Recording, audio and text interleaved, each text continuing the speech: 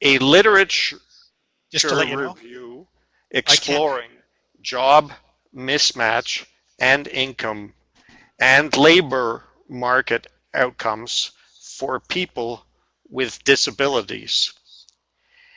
This is an HRSDC report written in 2012 and 2013 by Doctors Susan and John Graham. It is based on secondary literatures, scholarly, as well as technical report or gray literatures. These are national and international in scope. They include Soc Index, Social Work Abstracts, Academic Search Complete, Business Source, and Google Scholar. In order to access the technical reports or gray literatures, we consulted a number of community-based organizations such as the Canadian Council on Social Development, the Disability Research Information Pages, the Institute for Study of Labor, and the Canadian Centre on Disability Studies, CCDS, as well as the Human Resources and Skills Development website. We also examined the GladNet official websites. Most of our data collected was published on or after 2005. A significant portion of our non-Canadian scholarship tended to come from the Australian, the American, and the UK traditions. The 2001 and 2006 Participation and Activity Limitation Surveys, or PALS, published by Statistics Canada, provides much of the primary Canadian data referred to in this paper. I seek to begin with terminology. A number of sources help us to define disability as it ties into labor market issues. Rather than examining disability as a medical or individual model, whereby little attention is given to the physical or social environment, it appears more appropriate to consider some sort of social model whereby interaction with one's environment play an integral role in identifying and coping with a disability. Slide 2. Now on to slide 3.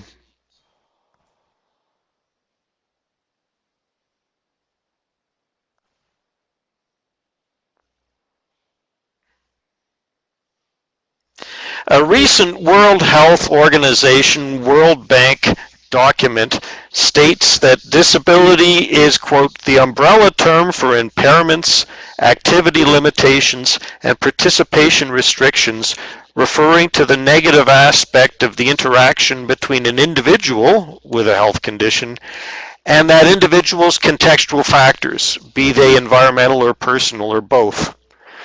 Disability, of course, is an evolving concept, which is, according to Canadian researcher Michael Prince, socially constructed, administratively negotiated, and politically contested. I do draw attention to the twofold facet of the World Health Organization World Bank document, where it talks about the particular medical issue on the one hand, and the individual contextual factor, be they environmental or personal, on the other hand. And the intersection of these two things is rather important in the upcoming analysis, as we'll discuss it.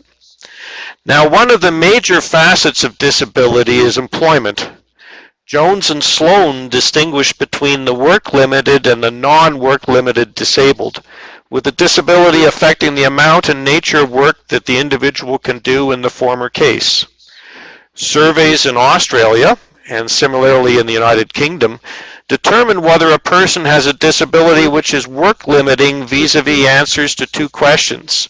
The first question, do you have any good long-term health condition, impairment, or disability that restricts your everyday activities and has lasted or is likely to last for 6 months or more? If yes, they were further asked a second question. Does your condition limit the type of work or amount of work you can do? Those who answer yes only to the first question and no to the second question are defined as having a non-work limiting disability.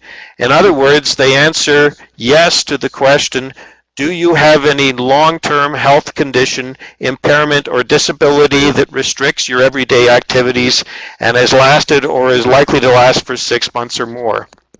Those who answer yes to both questions have a work-limiting disability. And the second question, just to reiterate, is, does your condition limit the type of work or amount of work you can do?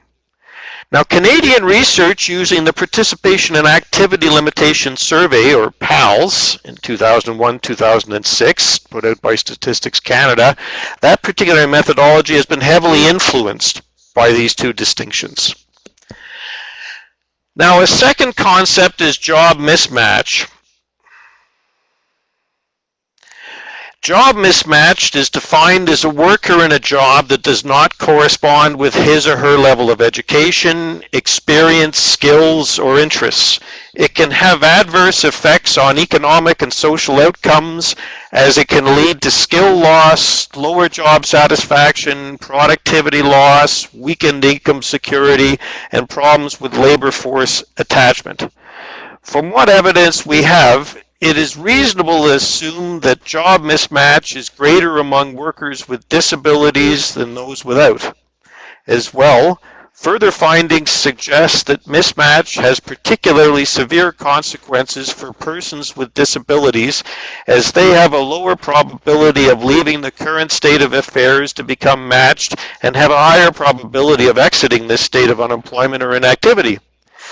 Qualification mismatch, on the other hand, is the discrepancy between the highest qualification held by a worker and the qualification required by his or her job. Also referred to as an education mismatch or vertical mismatch, a job mismatch of this kind occurs when there is under or overqualified educated worker.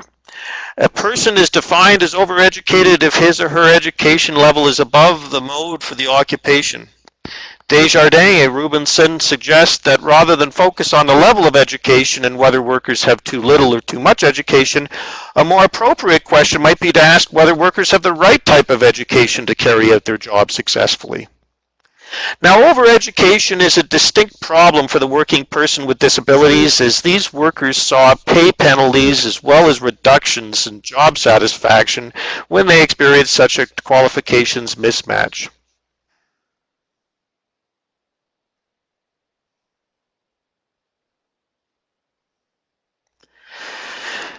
While the exact number of overeducated workers with disabilities hasn't been researched in Canada, Australian data found that approximately 1 in 5 workers with disabilities is overeducated. A further concept is skills mismatch, and that is a concept based on whether workers have the actual skills needed to successfully carry out required job tasks. Typically, measures of skill mismatch are limited to 2 alternate categories, namely underskilled, overskilled, or required skilled. Underskilled workers lack the necessary skills required to carry out their job duties adequately, whereas overskilled workers possess the skills needed as well as many more, exceeding the requirements of the job. Overskilling is a situation where an employee is not utilizing their skills and abilities fully in their work. Jones and Sloan found that workers with disabilities are more prone to both over and underskilling than non-disabled workers. They also note there are negative consequences of the skills mismatch on wages and job satisfaction. Temporal mismatch or working time mismatch has 2 distinct types, overworked or underworked. Overworked refers to a person working more hours than he or she would like, whereas underworked refers to a person working less hours than he would like. Both types of temporal mismatches are likely to lead to stress. A third type of temporal mismatch is the work schedule mismatch. This is seen when a person is unable to work the hours he or she prefers. Generally, this involves non-standard schedules or shift work. In one study with the general population in Australia, overworking was found to impact level of job and life satisfaction more so than underworking. 3 main conclusions emerged in that work. First, It is not the number of hours worked that matters, but working time mismatch. Second, overemployment is a more serious problem than is underemployment. And third, while the magnitude of the impact of overemployment may seem small in absolute terms, relative to other factors such as disability, the effect is really quite large. Geographical mismatch occurs when geographic barriers prevented a person from accessing a suitable job. These barriers include commuting distance, which is a significant factor, as Jones, Graham, and Shire pointed out in a journal article in the Canadian Review of Social Policy, 2009. Spatial mismatch is sometimes used synonymously with geographical mismatch. However, more appropriately, it refers to the lack of amenities or modifications at a work site which eventually inhibits the worker from performing at their peak. This can be found on assembly lines where workers are standing or sitting too long for their own good health, to ergonomically inappropriate offices, to inaccessible washrooms for persons with disabilities. Spatial constraints have found to increase the probability of education mismatch as employees may capitulate their needs in order to have a job that fits in other ways. Earnings mismatch occurs when workers are unable to earn enough money to meet their needs of those of their families.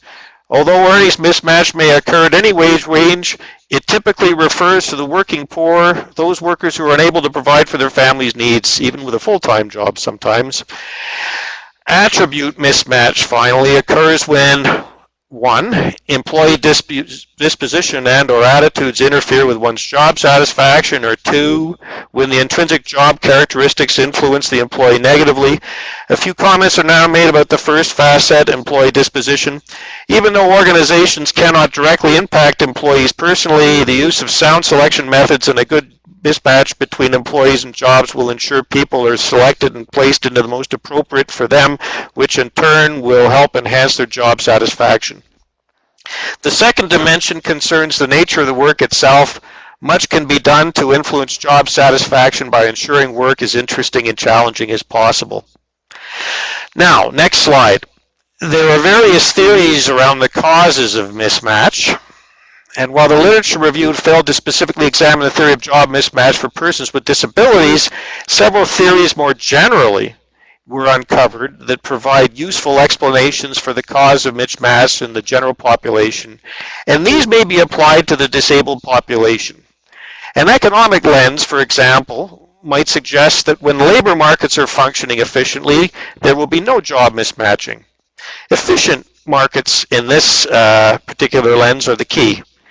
However, Kalberg, among others, suggests that generally labor markets are operating inefficiently, and thus the matching of persons to jobs may result in matches that are unsatisfactory from the point of view of either workers, employers, or both. These inefficiencies may be caused by limited information and the choices available, geography, being unable to get to where the jobs are, supply and demand, qualification or skill level, or other things. A second perspective suggests that we should go beyond labor markets to take into account the interplay between non-market and market behavior, as sociologists might do. Here, the analyses of the outcomes in the mismatching or matching process focuses on the concept of employee and employment relationships built on the exchanges made between the worker and the employee. These exchanges are shaped by the relative power that each possesses socially, economically, legally, psychologically. Canadian author Michael Prince suggests that the major issues of disability, therefore, are not merely problems of individual capacity or health condition, but rather matters of power relations at many levels and segments of communities. A final theory, human capital theory, suggests that higher education develops skills which lead to higher productivity and hence higher pay, and that a natural equilibrium will be reached whereby the employer will make the necessary adjustments in order to make full use of skills available, or alternatively, the employee will seek a more appropriate match to fulfill his or her production potential and hence maximize earnings. That's a macro perspective. Discrimination. New slide. Those persons with disabilities may experience several types of job-related discrimination. One type is wage discrimination. Jones noted the evidence consistently finds workers with disabilities earn significantly less than non-disabled workers, even after controlling for differences in human capital and job-related characteristics. This suggests some form of wage discrimination occurring in respect to the workers with disabilities. Gunderson observed that persons with disabilities earned 83% of the pay of non-disabled workers. In fact, the presence of wage discrimination will force some of the individuals to exit the labor market and may therefore explain some of the observed differences in employment rates. Employment discrimination is a second type of discrimination in the UK, and about half of the differences in employment probability is explained by differences in characteristics, leaving a significant unexplained component. Jones interprets this difference as employment discrimination. A third form of discrimination is health discrimination, which may occur because persons with disabilities generally suffer more health-related problems than their counterparts. Jones, Latreille, and Sloan found there is a very wide variation in the extent to which various types of health problems hamper job prospects, mental illness having the most severe effects. Finally, there's harassment, or personal discrimination. Upple's 2005 Canadian research found that 14% of individuals with disabilities reported experiencing harassment or discrimination at the workplace, whereas only 6.7% of persons without disabilities reported the same. This form of discrimination may include various sources of discrimination, such as customer and co-worker, as well as employees discrimination. Next slide. Modifications and accommodations. About 30% of employed persons with disabilities require some type of work and job modifications, such as modified work hours, job redesign, human supports, and/or technical aids. Modified workstations and accessible parking are the most commonly required structures, and modified work hours and job redesign are the most commonly required aids. Fairly high number of individuals have unmet needs for these items, and these unmet needs can act as various barriers to labor force participation and economic security that results. Among unemployed persons with disabilities, 56% say they require some type of work aid or job modification, with job redesign and modified work hours being the most commonly cited. Canadian Abilities Foundation, CAF, estimates that the annual workplace accommodation costs are under $1,500 for all workers who have a disability on average. While the average was $500 a year in general, these costs are probably much lower than many employers realize. Next issue is wages. Independent of the specific definitions of disability, data source, country, or time period, disability is found to have a negative effect on both employment and earnings. Gunderson here in Canada analyzed data to show that there is a disparity between the earnings of workers with disabilities and their non-disabled counterparts. Based on 2005 data, it's clear that adults with disabilities are considerably less likely than their non-disabled counterparts to have a full-time, full-year work profile here in Canada. They're also much more likely to have no activity in the paid labor force at all. This work profile is a major contributing factor behind why Canadians with disabilities are twice as likely to be living in poverty as people who do not have disabilities. Men with or without disabilities have somewhat similar wage profiles when they were covered by a collective bargaining agreement. When there was no such agreement, however, men without disabilities had more favorable wage profiles than those with disabilities. From these data, it's evident that collective bargaining agreements improve the wage profile for men and women with disabilities, but they may not completely close gaps. The next issue is promotion and training.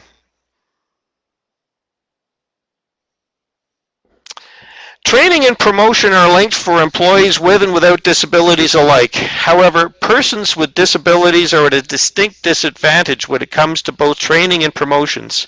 This creates fertile ground for qualifications mismatch as well as skills mismatch. On the more positive side, the training gap between those people with and those without disabilities narrows when the individual is covered by a collective bargaining agreement. The CCSD, moving into health and well-being, claimed that overall persons with disabilities encounter more difficulties with health issues and they have lower ratings of indicators of well-being. And social support, of course, is a key factor in well-being, but even at work, persons with disabilities are more likely to report lower levels of emotional or informational support and lower levels of affection. One additional point worthy of mention is regardless of work status, it's clear that having a job is important in most people's work well-being. However, having a job appears to have an even greater impact on measures of well-being for people with disabilities than it does for their non-disabled counterparts. Job satisfaction is the next concept we'd like to look at.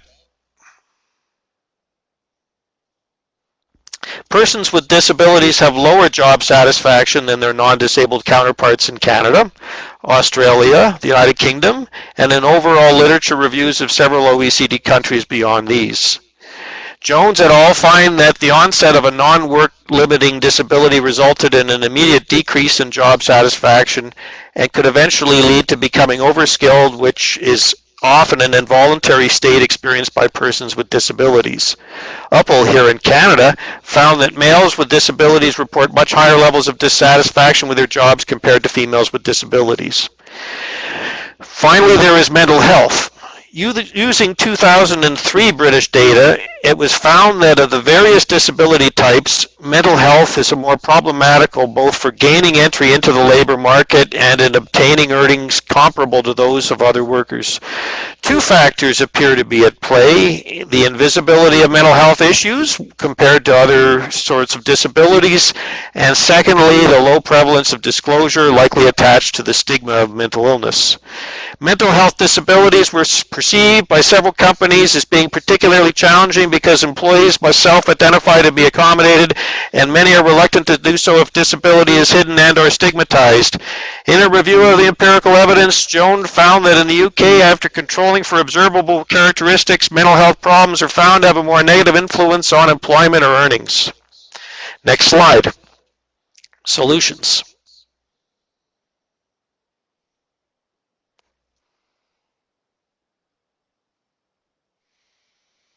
In Canada, the Panel on Labour Market Opportunities for Persons with Disabilities, or the PLMO, was tasked in 2012 with reporting on the challenges faced by persons with disabilities in the workforce by connecting directly with employers. This panel chose to focus on the positive actions of employers who have welcomed people with disabilities into their ranks, rather than on the barriers in an effort to flush out best practices. In consultation with close to 200 Canadian employers and their practices employing people with disabilities, the PMO found many things. Many companies are doing good things, but more education and training are needed. Hiring people with disabilities is good for business in many instances, and the key to success, it was concluded, are leadership and effective community partnerships. Based on their research, the PLMO identified several conclusions, and I'm going to cite several. Firstly, the PLMO found that a significant issue faced by companies is the lack of connection between employers and community partners, as well as government programs. Better connection could facilitate a more inclusive recruiting process. Secondly, several employers identified the need for a one-stop shop, fulfilling recruitment needs. For instance, vocational rehabilitation, employment services, job training, counseling, job searches, assistance, and placement, among other services. Could these all occur in the same place? Thirdly, the PLMO suggests that employers examine the recruiting websites to ensure accessibility by persons with disabilities, including issues of font size of the online applications and other sorts of things. Fourthly, they suggested that by setting the tone at the top, organizations could formalize their commitments to hiring people with disabilities within the company policies and guidelines. Fifthly, the PLMO found that many companies express challenges with employing those persons with mental health disabilities, as these employees must first self-identify to be accommodated, and employees felt that many employees are reluctant to do so when disability is hidden and or often stigmatized. Some company representatives wondered if a publicity program may help reduce such stigma. Finally, far fewer students with disabilities have had summer or part-time jobs, co-ops, mentoring, or apprenticeships, all of which can be critical leads to permanent employment. When they have had such significant experience while at school, young post-secondary graduates with disabilities find work more quickly and rarely fall out of the labor market. Underscoring the need to engage with this group and to provide opportunities early in the game. All right, several non-PLMO conclusions to finish. The whole question of qualifications mismatch. Kallenberg suggests that government should focus on creating good, high-quality jobs rather than the proliferation of low-wage, often low-skilled jobs. So notice how he's emphasizing not so much market forces, but government intervention within the economy to help create either the incentives or the actual jobs themselves. Desjardins and Rubinson state that it would be wise to determine whether the job-skill mismatch occurs because employees never had the required foundation skills, had the required foundation skills but those depreciated, or had the required foundation skills but the requirements increased due to innovation. In the first case, policy must ensure first and foremost quality education which delivered the foundation skills needed by all. There is a need for continued training so that employees with disabilities don't face the use it or lose it scenario. The primary response to complement the introduction of changes with adult education training, Desjardins and Rubinson go on to suggest that adult education and training may help foster the open utilization of existing skill bases. Another point, social services and like organizations can be many things. In a study on labor market integration among precariously employed people in Canada, Graham et al. Found that organizations that employee integration training also provide vital life skills training, and that the latter may be particularly valued among people who receive these services. An 11th point. Research could usefully occur in Canada examining the interaction of job mismatch and related issues to those with disability, as well as the interaction with other social problems such as homelessness. Various cultural, ethnic, racial, and other groups in Canada could also be included in future research studies to understand the intersection of various positionalities with disability and employment. 12. Geographical mismatch. Geographical mismatches are apt to be less common in places with efficient public transportation that facilitates commuting to work, makes possible for people to travel long distances from their homes. Accessibility to public transportation for people with disabilities, critical role in reducing geographical mismatches. 14. In order to tackle these issues of earnings mismatch, one needs to pose a question. Are the solutions to be market-based, or, as Desjardins and others suggest, a combination of market and non-market based? In the latter, there's a scope for the interaction of income security programs as well for those with a disability, and also for people earning from their jobs. For instance, earnings disregards with various income security programs. There may likewise be scope for greater employee tax incentives for hiring certain targeted groups.